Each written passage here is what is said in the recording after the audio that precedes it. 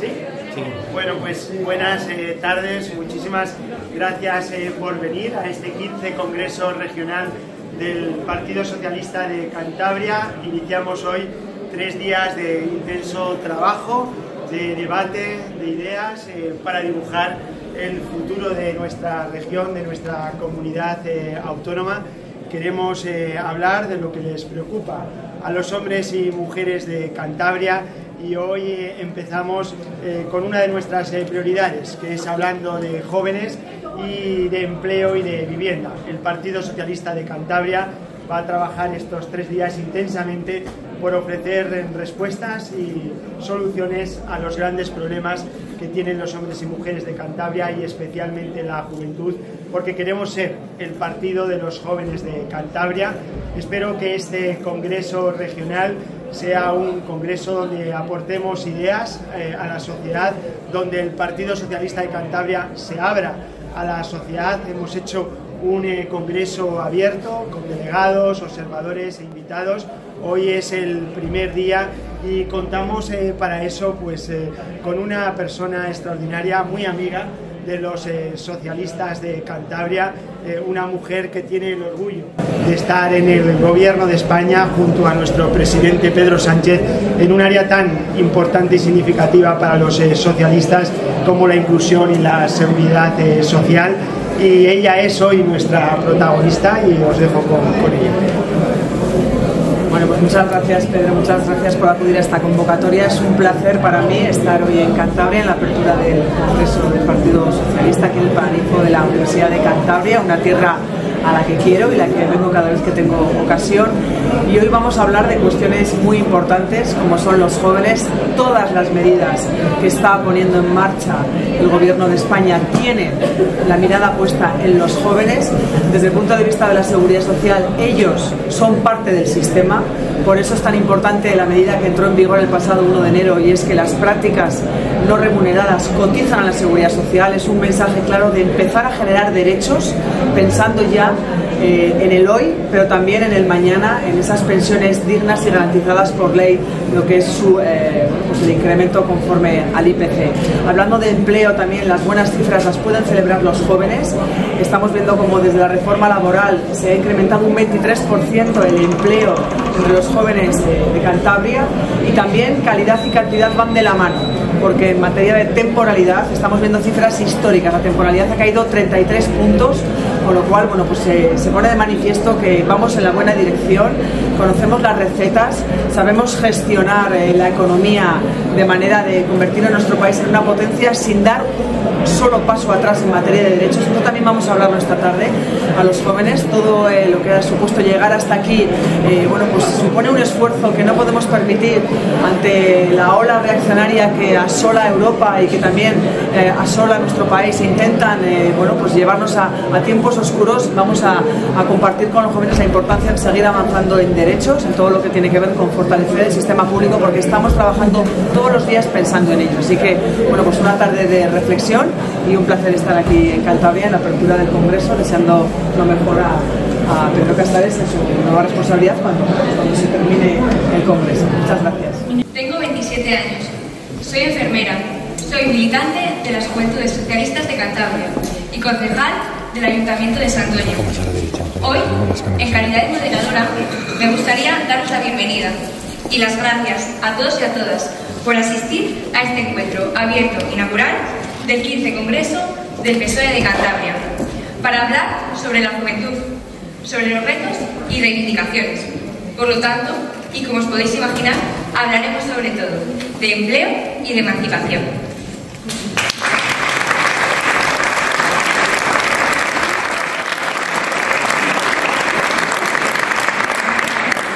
A continuación, os voy a presentar a los ponentes del día de hoy. Tenemos el privilegio de contar en este acto de jóvenes socialistas de Cantabria, como preámbulo del 15 Congreso del PSOE de Cantabria, a la ministra de Inclusión, Seguridad Social y Migraciones, Elma Sainz. Para conocer un poquito más de Elma, compañeros y compañeras, deciros que nació en Pamplona y además de ser ministra, es la secretaria de Emprendimiento e Impacto Social de la Ejecutiva Federal del PSOE. Ha sido también, compañeros y compañeras, candidata a la alcaldía de Pamplona, delegada del Gobierno de España en Navarra entre 2008 y 2012, directora del Instituto para la Igualdad y Familia del Gobierno de Navarra en 2012 también, y consejera de Economía y Hacienda y portavoz del Gobierno de Navarra entre 2019 y 2023. Un fuerte aplauso para ella. El siguiente componente de esta mesa de diálogo que tengo aquí a mi izquierda es Eduardo Magal. Nació en Santoña, pero ejerce sus responsabilidades en Madrid como portavoz de RUGE, Revolución Ugetista, la organización juvenil del sindicato UGT a nivel nacional. Un aplauso para él. Además, contamos hoy en este acto inaugural con Jonás Fernández. Es eurodiputado desde el 2014, el segundo eurodiputado español más influyente, un décimo más influyente entre los más de 700 eurodiputados. Contaros de él que nació en Oviedo, es economista y además forma parte de las comisiones de Asuntos Económicos y la Comisión de Asuntos Fiscales. Bienvenido. Y el último de nuestros ponentes, que estoy segura que todos conocéis, es Fran Cano, graduado en Ciencia Política y Administración Pública por la Universidad de Salamanca. Es nuestro secretario general de las Juventudes Socialistas de Cantabria. Si me permitís decirlo, mi amigo del alma. Natural de Colindres y tiene 26 años. Bueno, compañeros y compañeras, tras las presentaciones empezaremos el turno de preguntas y vamos a empezar con nuestra compañera Emma Saez. Esta pregunta va para ti, Emma. ¿Cómo está enfocando el Gobierno de España en sus políticas y acciones las principales reivindicaciones de la juventud, entendiendo que son el empleo y la vivienda?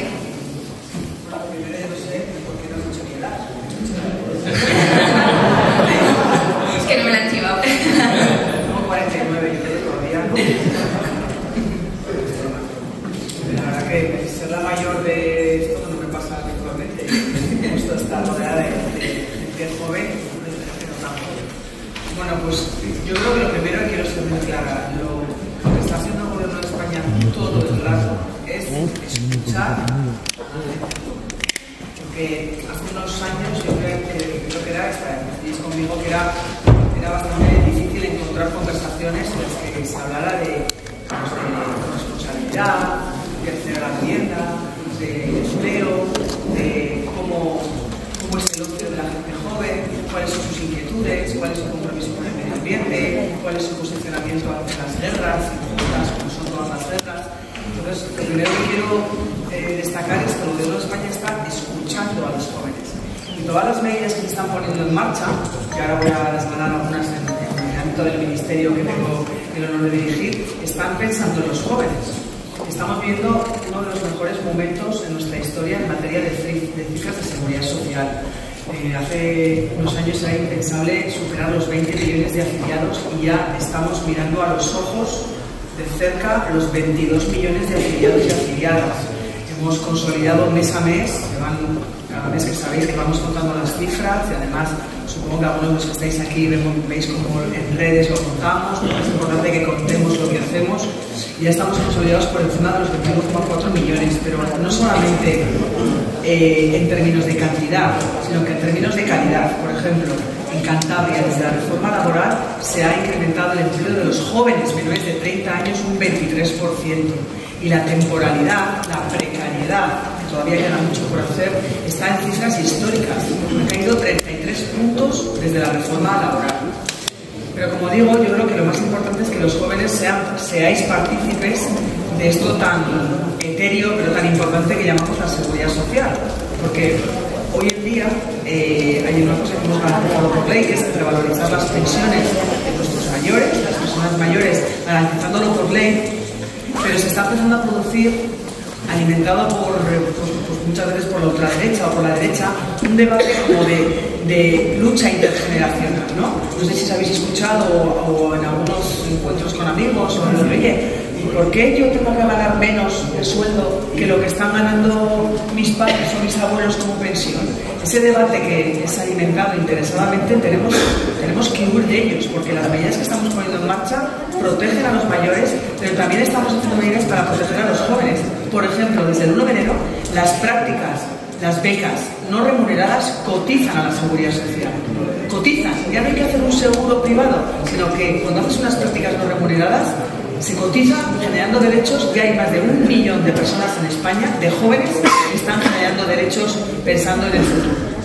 Por eso, bueno, pues yo creo que es importante que os sintáis partícipes, porque las legislaciones que estamos haciendo ahora están pensando que también están garantizadas las pensiones en el futuro y los derechos, que ha costado mucho llegar hasta aquí. Así como introducción me quedaría con eso, es escuchando lo que nos piden los jóvenes y poniendo en marcha medidas que avancen en derechos y que no den un paso atrás en los que hemos conseguido. Así como introducción lo dejo ahí. Vale, muchas gracias. Bueno, la siguiente pregunta va dirigida para Eduardo.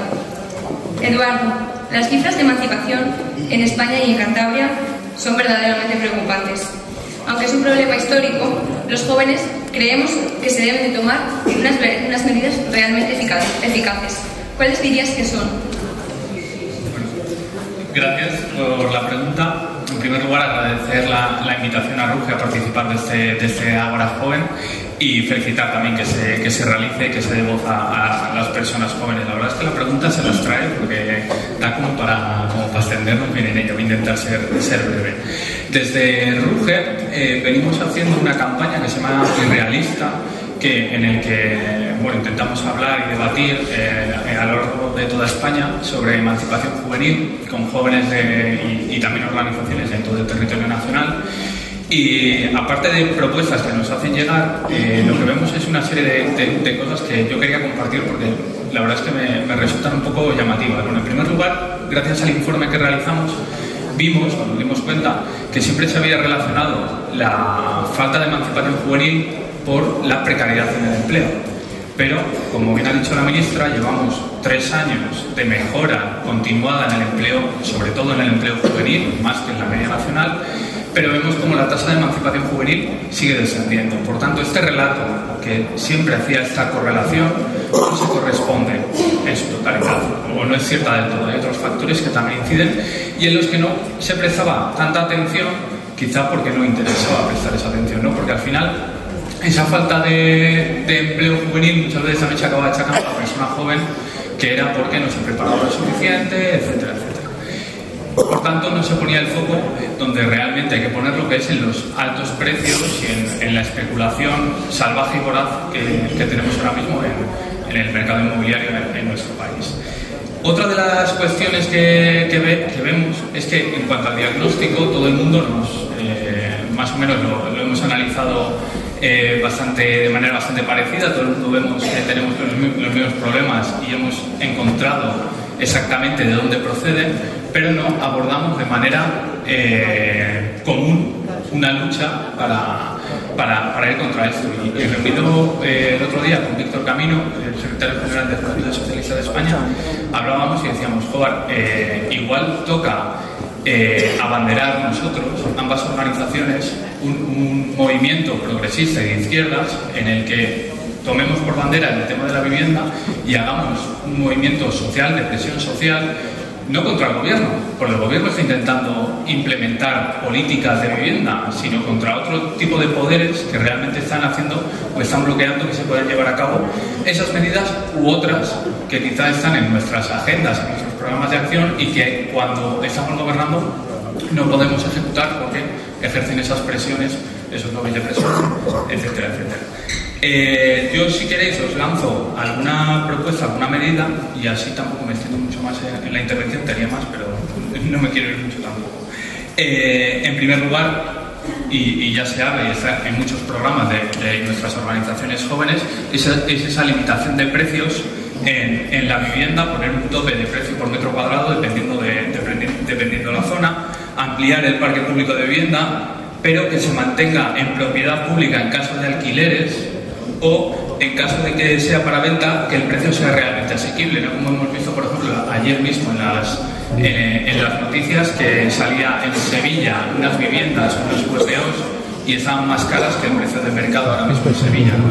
Este es el tipo de cuestiones que tenemos que saber abordar y saber limitar. Y después tenemos una propuesta desde RUGE que nos parece que es bastante ambiciosa, pero muy acertada, que es la herencia universal de emancipación. Nosotros proponemos que haya o que se intente incentivar la emancipación temprana de las personas jóvenes, porque también es ese paso a la independencia y a plantearte un proyecto vital propio, y que sea una ayuda de 1 año al alquiler para jóvenes de entre 18 y 25 años, que esté asociado a unos estudios o a un contrato, bueno, que tenga unas condiciones, unos requisitos para poder acceder a ello, y que esté financiada con un impuesto extra de sucesiones a estos grandes tenedores o a estas grandes fortunas que realmente están acaparando todo el parque inmobiliario, y estamos viendo como cada vez las familias obreras tenemos menos capacidad para acceder a esta vivienda. De momento me voy a quedar aquí y ya se me podría quedar. Continuamos con Jonas. Jonas, en Europa, en las pasadas elecciones, vimos con preocupación el auge de la extrema derecha. ¿Cómo frenar esta deriva que también es existente entre la juventud española? Bueno, pues buenas tardes. Muchas gracias por la invitación. Un placer estar aquí con vosotros. Ando algo acatarrado, pero espero estar en condiciones. Y la verdad es que es la pregunta del millón, porque ciertamente la amenaza de la extrema derecha no solamente la vemos en Bruselas. Si uno repasa la situación política en los distintos Estados miembros, realmente en estos momentos España podríamos decir que es un faro del progresismo, un faro del compromiso europeísta, pero la situación está difícil. Podemos repasar algunos países. Y hace unos días había elecciones en Alemania. La extrema derecha está en torno al 20%. Hace algunos meses más atrás hubo elecciones en Austria, que ganó la extrema derecha, y en fin, ahora va a haber un gobierno de gran coalición, pero las elecciones en Austria las ganó la extrema derecha. Como las ganó también en Países Bajos, donde hay un gobierno cuyo primer ministro es independiente, pero donde el principal grupo parlamentario que respalda al gobierno es un partido de extrema derecha. A Orbán ya lo conocemos todos. Tenemos en Italia un gobierno de la derecha tradicional como socio junior de la extrema derecha. Y hay ministros de extrema derecha en los gobiernos de Suecia, de Finlandia, de Bélgica. En Alemania hemos salvado la situación, en Francia, en fin, bien conocéis el momento en el que estamos. Por lo tanto, la amenaza de la extrema derecha es una amenaza que no es especial a nivel europeo, sino que es una amenaza, por cierto, global, porque ahí está Trump, ahí estuvo Bolsonaro, ahí está Milei, y probablemente lo que estamos viendo es cómo las sociedades occidentales están en una etapa bastante confusa, donde una parte no menor del electorado está votando por formaciones derechistas, ultraderechistas, antidemocráticas, que están en contra de la Unión Europea, porque lo que están en contra es de la democracia, es decir, están en contra de la democracia nacional, de la democracia europea, están en contra de la democracia norteamericana también. Estamos viendo lo que está haciendo Donald Trump, y la verdad es que es un reto que nos llama a todos, ¿no? y que además yo creo que llama de manera especial a la juventud, o debería llamarle de manera especial a la juventud. La juventud hay distintas casuísticas, no es lo mismo, ¿no?, un chico, una chica de 16 o 17 años que alguien con 26, que alguien con 35 o con 36. Las necesidades, las inquietudes son distintas, y todos son jóvenes. Incluso Emma y yo somos todavía algo jóvenes, y tenemos otras inquietudes. Pero la pulsión por la democracia, la pulsión por la libertad, la pulsión por el proyecto europeo, por la libertad, por la igualdad, es una pulsión muy vinculada a la gente joven, a los primeros momentos en los que cada uno de nosotros llegamos al mundo y queremos dejar una huella en el mundo y contribuir. Realmente estamos en momentos muy difíciles y yo creo que es importante tenerlo muy presente, que el mundo en el que algunos hemos crecido, ya con España en la Unión Europea, con una democracia consolidada, el golpe de Estado yo no recuerdo, obviamente no lo recuerdo, lo conocí de mayor por la televisión.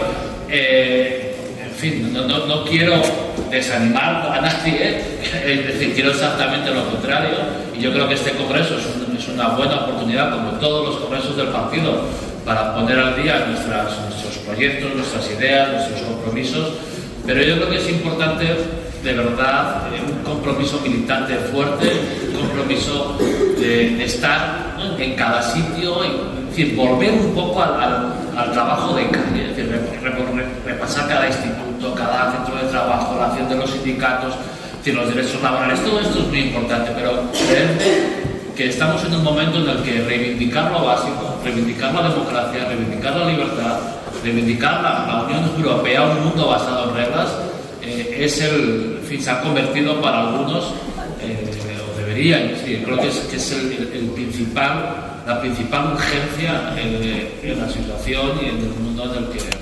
estamos, y por eso congresos como este son vitales para recuperar, para fortalecernos entre los compañeros y las compañeras y dar la batalla fuera, no solamente para ganar el gobierno aquí en Cantabria, sino también para mantener el gobierno en España y dar la batalla en Europa por la libertad, por la democracia, por nuestros valores. Bueno, compañeros, la última pregunta de esta ronda es para Fran. Fran, ¿por qué crees que existen problemas de desafección política entre la juventud de nuestra sociedad? ¿Cómo podemos ponerle freno? Bueno, buenas tardes a todos y a todas, y especialmente a los que me acompañan hoy aquí, sin los que hubiese sido imposible que este acto joven se hubiese llevado a cabo. Y es importante empezar un congreso del Partido Socialista en Cantabria con un acto joven, compañeros y compañeras. Es importante porque nuestra voz no siempre es la más escuchada, y no os estoy contando nada nuevo a los que ocupáis aquí las primeras filas. Y es importante porque los mensajes que normalmente se dirigen en la comunicación política tampoco suelen ir dirigidos hacia nosotros.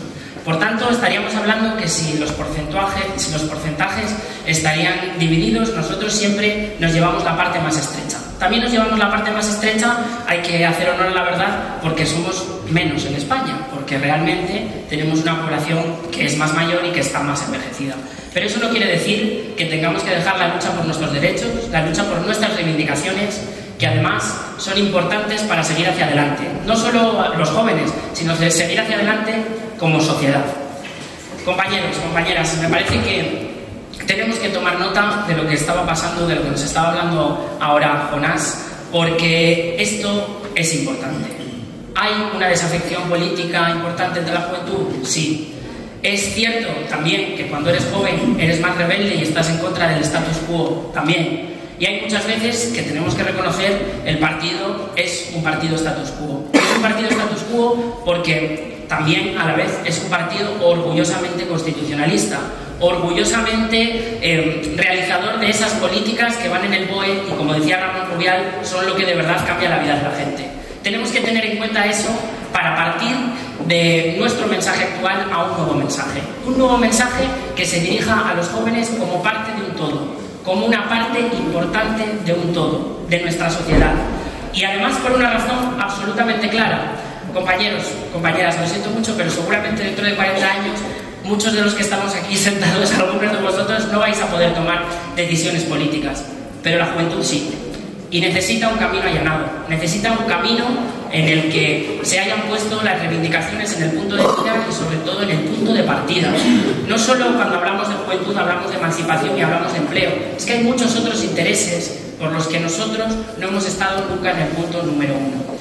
Por tanto, soluciones, desde mi punto de vista, no solo cambiar el enfoque político para hacer una política más pegada a la actualidad, una política más pegada a lo que de verdad necesitamos, porque se han hecho muchas cosas mal históricamente, lo decía Edu, ¿no? Ha habido una especulación brutal en este país. Tenemos que cambiar el concepto de vivienda que tenemos en la actualidad, incluso también el de empleo, porque las nuevas formas de empleo no son las mismas que hace 40 años, ¿no? Y esto es importante, pero también, sobre todo, una solución principal y que el partido tiene que tener en cuenta desde el minuto 1. Compañeros y compañeras, la comunicación política tiene que cambiar. Y tiene que cambiar porque no somos capaces de llegar a la gente que tiene nuestra edad.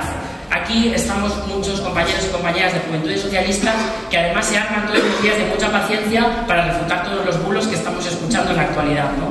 Pero es que para refutar todos los bulos no solo necesitamos un argumentario, es que necesitamos herramientas. Y herramientas que también el partido nos tiene que ayudar para llevarlo a cabo.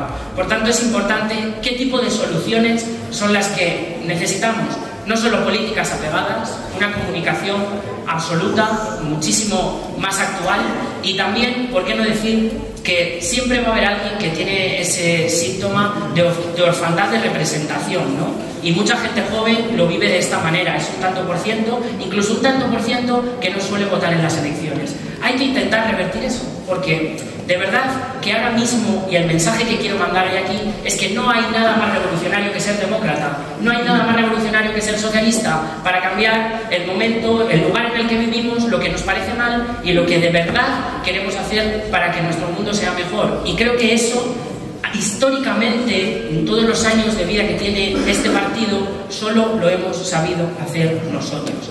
Y con este mensaje quiero acabar esta primera pregunta. Los jóvenes de Cantabria. Bueno, comenzamos el segundo turno de preguntas. Volvemos otra vez con Elma. Elma, aunque existen dificultades obvias para los y las jóvenes, hemos hecho mucho para revertir esta situación. ¿Cuáles dirías que han sido las medidas principales tomadas por los socialistas que han ayudado a combatir el desempleo o directamente a conseguir la emancipación? Bueno, yo es que no me resisto, después de las reflexiones de Jonas y de Fran, yo creo que esta semana se han cumplido unos aniversarios muy importantes, ¿no? Y de hecho estamos todavía, ¿no? Hace 21 años que vivimos el peor atentado de nuestra historia, el atentado terrorista, y hace unos meses hemos vivido una dana que ha sido la peor catástrofe natural que ha azotado a la Comunidad Valenciana, ¿no? Y encima estamos viendo también ahora el 5º aniversario del momento de la pandemia, ¿no? Aquella pandemia mundial que nos asoló. ¿Por qué digo esto? Porque el modus operandi del Partido Popular en esa gestión es siempre el mismo. Hace 21 años, hace unos meses y ahora, como estamos viendo tras el documental de anoche, que seguramente que muchos visteis, y es siempre las mentiras, ponerse por encima de las víctimas, desdecirse de las versiones para tapar una mala gestión. Y lo digo porque esto tiene que quedar claro que no es lo mismo quien esté al frente de las instituciones. Y decía Jonas, lo que ha pasado en muchos gobiernos europeos, y aquí el único que ha abierto la puerta a Vox en los gobiernos ha sido el Partido Popular, ha sido Feijóo. Y eso tiene que tener unas consecuencias. Igual que no les salió gratis los atentados de 2004, tampoco les tiene que salir gratis ahora si intentan tapar las vergüenzas echando la culpa, en el caso de la Dana, a Teresa Rivera, vicepresidenta de la Comisión Europea, a la Confederación Hidrográfica del Júcar, a la EME, Ayuso, que os voy a contar 3/4 de lo mismo. Por eso me parece que es muy importante que seamos conscientes que cuando un gobierno sube un 61% el salario mínimo interprofesional, eso lo hace pensando en los jóvenes y rompiendo mantras que decían que la izquierda no sabe gestionar la economía, que no iban a traer más que pobreza. Estamos demostrando que es perfectamente posible el crecer económicamente y ser una potencia europea. Representamos un 40% del crecimiento de la Unión Europea ahora mismo, y el seguir avanzando en derechos y en protección social. Pero es que el esfuerzo, cuando solo lo hace el gobierno de España, es un esfuerzo titánico en materia de vivienda, que para nosotros el tema de la vivienda es el 5º pilar del estado de bienestar. Todos, el plan de vivienda, la ley de vivienda, el programa de Emancipa de ayudas al alquiler, si eso no se multiplica con la labor de las comunidades autónomas o los ayuntamientos, el esfuerzo a veces no se nota tanto. Por eso es muy importante exigir responsabilidades y que esto sea una cuestión de todos. Igual que la lucha contra la pobreza, no solamente la responsabilidad la tiene el ingreso mínimo vital, también son las rentas de las comunidades autónomas, y lo que están haciendo algunas comunidades gobernadas por el Partido Popular, reducir los recursos. Y en materia de vivienda, echar la culpa, que es como siempre gestiona el Partido Popular, que es echando la culpa a otros para tapar una gestión nefasta, pues todo lo que os he dicho. Pero bueno, tenemos mucho por hacer, pero yo creo que es importante poner en valor todas estas medidas que están corrigiendo fallas que venían arrastrándose, que se cebaban con las mujeres y con los jóvenes del mercado laboral, pero está claro que sabemos las recetas y ahora solo falta no dar un paso atrás y seguir implicando al conjunto de la sociedad y contarlo en cada rincón. Un elemento que es un peligro tremendo es la desinformación. Hoy no vamos a hablar de esto, pero en el área del Ministerio de la parte de migraciones, la cantidad de bulos y desinformación que caen sobre la población migrante, que vienen a quitarnos el trabajo. Mentira, no vienen a quitar el trabajo, representan fuerza laboral, 3 millones de afiliados extranjeros que están contribuyendo a que crezcamos como país, que vienen a colapsar los centros sanitarios. Mentira, suponen el 10% de los ingresos y solo el 1% del gasto, por no decir lo que se dice en otras latitudes, que se comen las mascotas. Quiero decir que tenemos que ser beligerantes en todos los espacios, en redes sociales, en la caña que te tomas con los amigos, la Coca-Cola. Bueno, Coca-Cola no, que era... Bueno, no sé, Coca-Cola. Es que estoy un poco negacionista, yo también de la Coca-Cola. Quiero decir, en el espacio del bar, con los amigos, con la familia, en cada momento, en cada rincón, tenemos que buscar una información veraz y desmontar uno a uno pues, que les interesa más alimentar la desinformación, ¿no? Y repito, ya con esto termino, el único que ha abierto la puerta a gobernar con Vox ha sido Feijóo, cuando sus hermanos europeos están poniendo un cordón sanitario a la ultraderecha, y eso no le puede salir gratis. Compañeros y compañeras, continuamos con Eduardo. Eduardo, si hablamos de juventud, seguimos hablando de precariedad, ya lo hemos estado comentando aquí. RUGE lleva trabajando desde hace muchos años por conseguir mejores condiciones laborales y de vida. Cuéntanos en qué consiste lo conseguido para mejorar la vida de la gente joven y qué es lo siguiente que deberíamos de lograr. Vale. De lo conseguido sí que es cierto que ya se ha puesto encima de la mesa ciertas cuestiones. Yo sí que querría poner en valor todo el esfuerzo que se hizo durante la reforma laboral, la única reforma que realmente ha servido para avanzar y mejorar en derechos, por mucho que la intentaran tumbar y atacarla, porque algunos porque no era suficiente y entonces no habían metido no sé qué cosita, tal, no sé qué, pero que realmente toda en su totalidad eran avances. En ningún punto de la misma retrocedíamos en derechos, y yo creo que eso es algo muy importante. Esta reforma que servía para toda la población en su conjunto, sobre todo incidió sobre las personas jóvenes, y veíamos cómo durante los 2 años siguientes esa triplicación del número, se multiplicó por 3 el número de contrataciones indefinidas que se hicieron en nuestro país entre las personas jóvenes a un nivel mucho más intenso que entre el resto de la población. Hemos visto cómo en tan solo 3 años hemos pasado de un 56% de temporalidad a un 24% de temporalidad. Claro, han caído 33 puntos en tan solo 3 años, o sea, temporalidad joven estoy hablando, o sea que ha sido un éxito absoluto, y esto también nos hace ver que hay que aplicar políticas no solo a veces pensando en los jóvenes, que a veces cuando decimos hay que hacer políticas para jóvenes y entonces ya solo las dicen, no, es que las políticas que aplican a todo el conjunto también benefician a las personas jóvenes, y esto lo tenemos que vender entre las personas jóvenes, y por eso también tiene que estar nuestra voz en todo, y no únicamente en el Ministerio de Juventud o no únicamente en las políticas de juventud de los partidos o de los sindicatos, que a mí muchas veces me toca, no, pero tú solo hablas de esto, no, que a mí me afecta todo, ¿no? Porque todo afecta a las personas jóvenes. La reforma laboral es un buen ejemplo. Las cotizaciones que hemos introducido, por suerte, porque al final lo desvinculamos de la negociación del Estatuto del Becario, y por suerte en Mesa de Diálogo Social alcanzamos el acuerdo de que las personas que estén haciendo prácticas laborales coticen, y desde el 1 de enero del 2024 ya están cotizando. Iba a ser algo catastrófico, que iba a desmoronar todo el sistema de prácticas en nuestro país y todas las empresas iban a abandonar las universidades y los centros educativos, y nada de todo esto fue cierto. Se ha seguido haciendo prácticas en las universidades sin ningún problema, y ahora tenemos 1 millón de cotizantes más y no ha pasado nada. Todo este discurso de que iba a ser una catástrofe es mentira, y eso nos tiene que ayudar también para desmontar los bulos que está habiendo ahora contra el Estatuto del Becario, que es una de las cuestiones que tenemos que sacar adelante. Ahora mismo nos vienen a decir las mismas frases catastrofistas que cuando intentamos impulsar las cotizaciones, que ya las empresas no les iban a interesar, etcétera, porque realmente no le interesan a unos pequeños, pero que tienen un gran intereses, o sea, que tienen una gran fuerza dentro de nuestra sociedad o que tienen un gran peso que pueden hacer presión, ¿no? Otra medida, por ejemplo, el SMI. El SMI es otra que aplica a todo el conjunto de la sociedad, pero sobre todo a las personas jóvenes. ¿Qué queda? Aparte del estatuto del becario, y tenía que aprovechar que compartíamos mesa para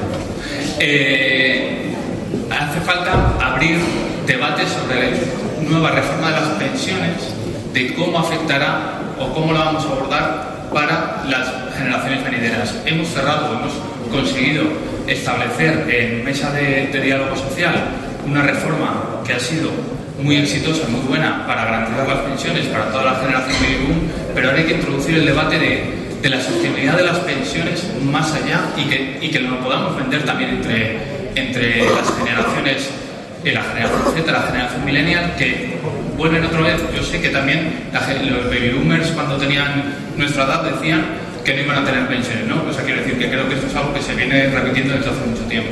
Pero yo creo que está bien que introduzcamos este debate y que se abra una mesa para decir, no, es que las pensiones se van a seguir garantizando de aquí a 50 años, porque el sistema vamos a seguir introduciendo todos los elementos que hagan falta para que sigan existiendo pensiones en el futuro, unas pensiones públicas y de calidad. Y por último de todo, yo creo que deberíamos de abordar las políticas activas de empleo, darle un impulso muy fuerte y reforzar nuestros sistemas públicos de empleo, porque estamos viendo o venimos de una senda heredada del PP, por desgracia, porque al final todos estos planes de empleo vienen de atrás, y vemos cómo no hemos sido capaces de implementar unas políticas activas de empleo que realmente incidan de manera específica sobre el empleo joven. Es decir, el empleo joven ha mejorado o empeorado si el mercado de trabajo estaba mejorando o empeorando y en el mismo nivel. No estaban incidiendo de una manera especial sobre la población joven, y esto es algo que tenemos que revisar y que tenemos que introducir en todas aquellas mesas de debate y en todos los programas operativos que ahora se van a estar negociando, sobre todo en las comunidades autónomas.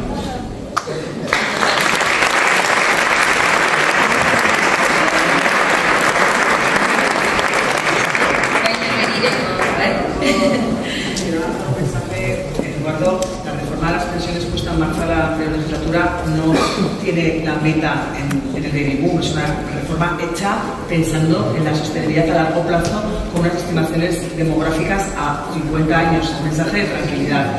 Y luego también quiero poner en valor el compromiso de este gobierno para la inversión en formación profesional, que es que está directamente relacionado con la empleabilidad de los jóvenes, ¿no? Se ha multiplicado por N, no te sé decir ahora mismo la cifra, si estuviera aquí la portavoz Pilar Alegría lo sabría, pero una inversión increíble en formación profesional que está, ¿no? Es que la formación y la capacitación es fundamental, por dejar esos mensajes de tranquilidad en cuanto a que los jóvenes que están en esta sala también tienen garantizadas las pensiones.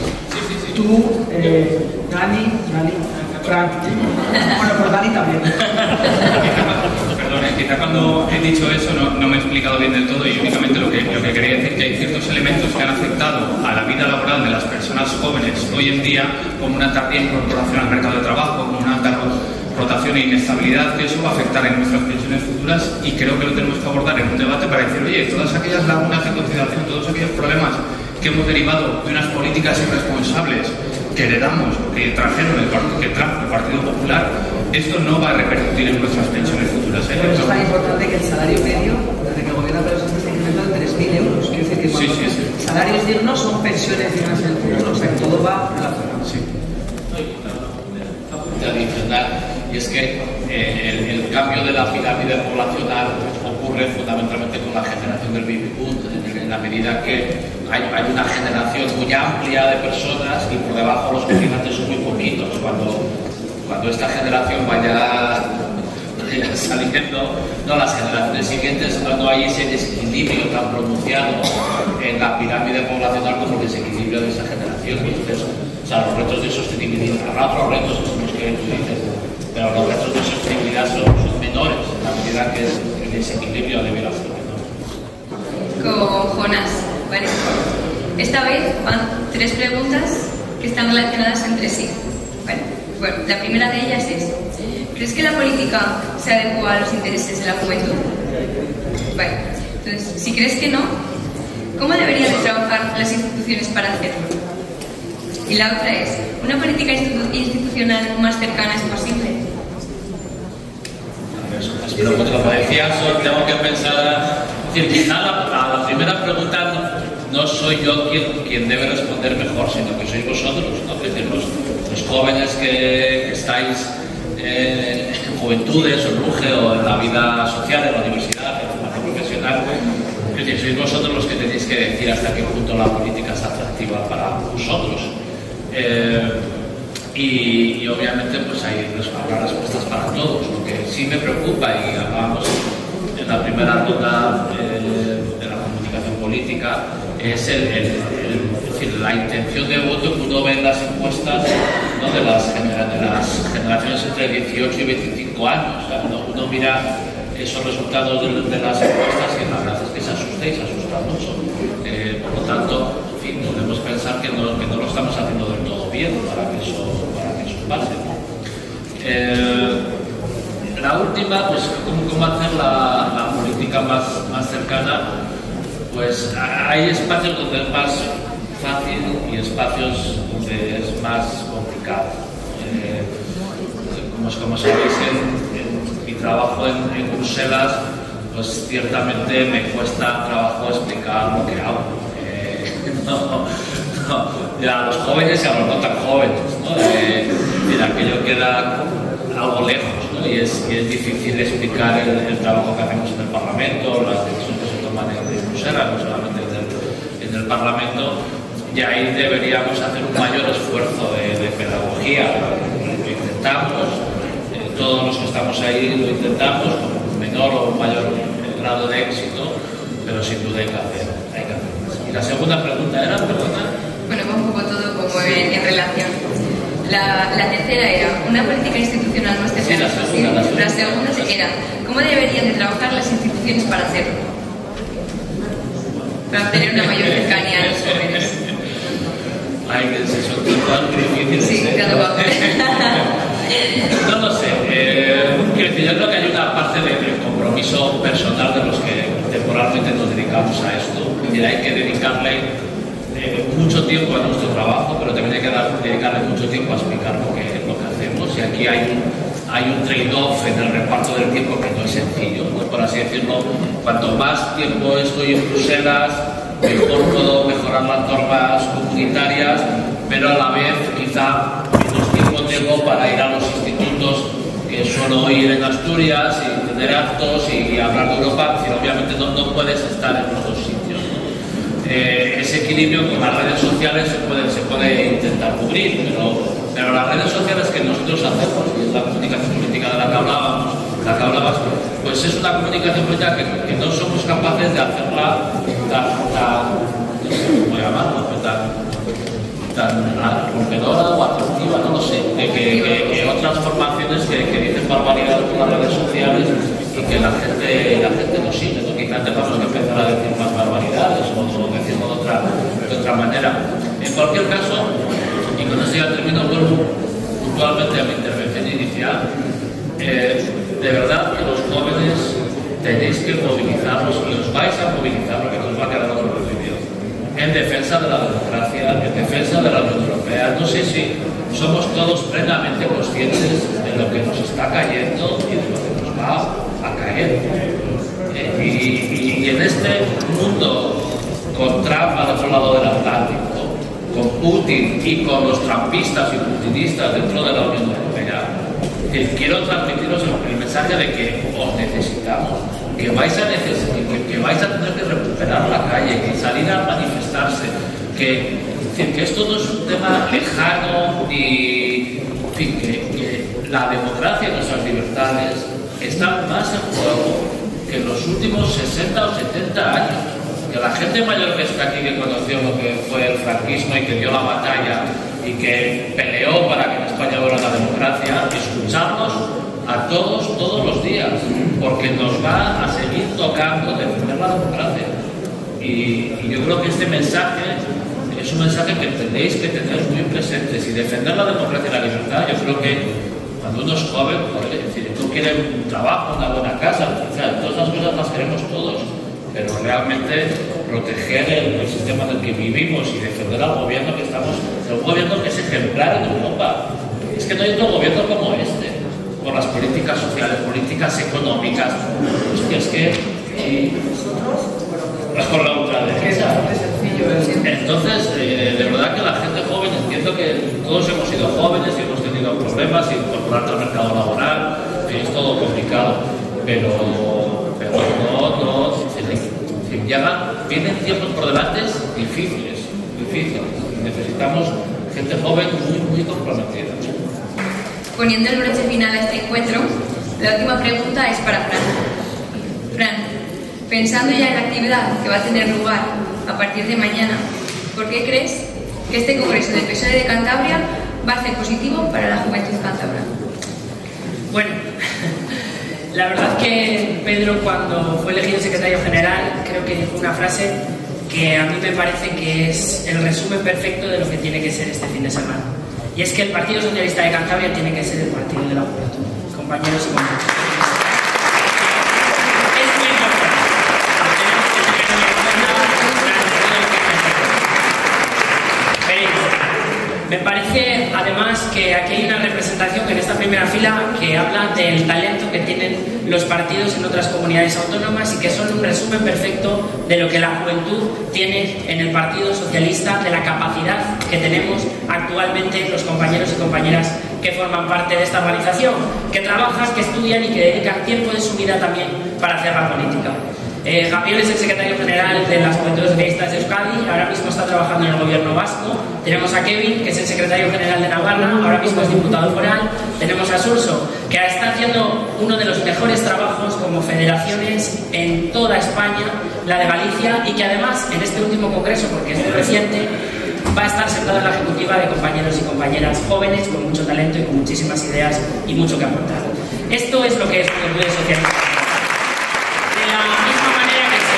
En otras comunidades autónomas, pues se tiene que hacer en Cantabria, porque hay un problema que tenemos siempre cuando nos dirigimos a la juventud, y el principal problema es, compañeros y compañeras, que no les habla alguien joven. Entonces se hace muy complicada la comunicación y se hace muy complicada la credibilidad, porque tenemos un problema.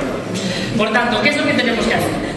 Sobre todo un rearme ideológico, que para eso es para lo que sirven los congresos. Tenemos en la ponencia una ponencia además que hemos hecho los Juventudes Socialistas de Cantabria, que habla de temas que nos preocupan, que habla de salud mental, que habla de transporte, exigiendo una tarjeta única, un consorcio, gente que ha trabajado en enmiendas para que además haya vivienda pública al servicio de los jóvenes, gente que ha trabajado para que el mercado laboral y las exigencias se adecúen más a lo que es ser hoy en día una persona joven que se inicia en el mercado laboral, ¿no? Por tanto, tenemos que tener esto muy presente, tenemos que saber que hay mucha gente joven esperándonos, y creo que este congreso va a ser bueno, que va a dar la respuesta que mucha de esa gente joven estaba esperando en el Partido Socialista, porque es, como decía Emma, o nosotros o lo peor. Entonces, nosotros, compañeros, porque creo que somos los que tenemos que hacerlo y los que sabemos hacerlo.